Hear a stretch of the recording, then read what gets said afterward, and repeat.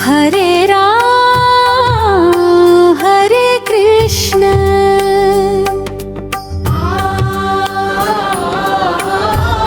संध्या का समय था, गांव के छोटे से प्राचीन मंदिर में घंटियों की मधुर ध्वनि गूंज रही थी। मंदिर के आंगन में कुछ श्रद्धालु बैठकर एक ही नाम का संकीर्तन कर रहे थे। हरे राम हरे कृष्ण, हरे राम हरे कृष्ण।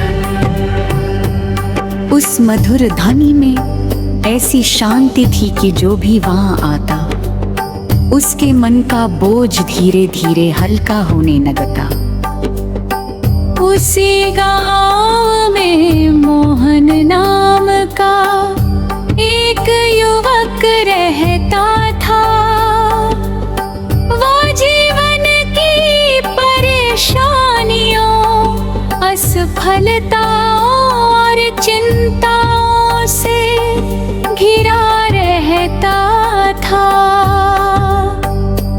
एक दिन निराश होकर वह मंदिर पहुंचा।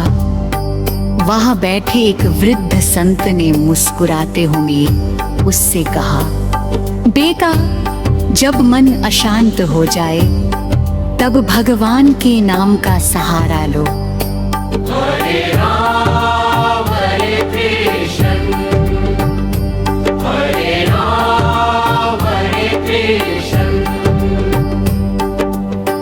मोह ने संत की बात मान ली।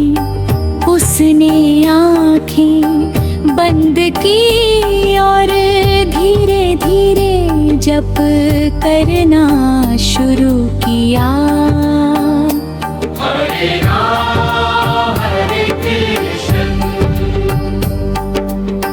कुछ ही देर में उसे ऐसा महसूस हुआ जैसे उसके मन का अंधकार दूर होने लगा हो। उसके भीतर नई आशा और आत्मविश्वास का संचार होने लगा। उस दिन के बाद मोहन ने प्रतिदिन रात और सायंकाल भगवान के नाम का स्मरण करना शुरू कर दिया। समय के साथ उसका स्वभाव बदलने लगा। वह पहले से अधिक शांत, विनम्र और प्रसन्न रहने लगा। गांव के लोग भी उसके व्यवहार में आए इस परिवर्तन को देख कर आश्चर्यचकित थे। धीरे धीरे पूरे गांव में भक्ति की एक सुंदर लहर फैल गई। हर रविवार मंदिर में सामूहिक नाम संकीर्तन होने लगा। बच्चे, युवा, बुजुर्ग और महिलाएं सभी मिलकर एक स्वर में गाते। हरे राम हरे कृष्ण, हरे राम हरे कृष्ण। पूरा वातावरण भक्ति, प्रेम और आनंद से भर जाता। एक दिन एक यात्री उस गांव में आया। उसने पूछा, इस गांव में इतनी शांति और प्रेम का रहस्य क्या है? गांव वालों ने मुस्कुराकर उत्तर दिया, हमारे जीवन का आधार भगवान का नाम है। जब भी मन दुखी हो हम हरे राम हरे कृष्ण का स्मरण करते हैं। यही हमें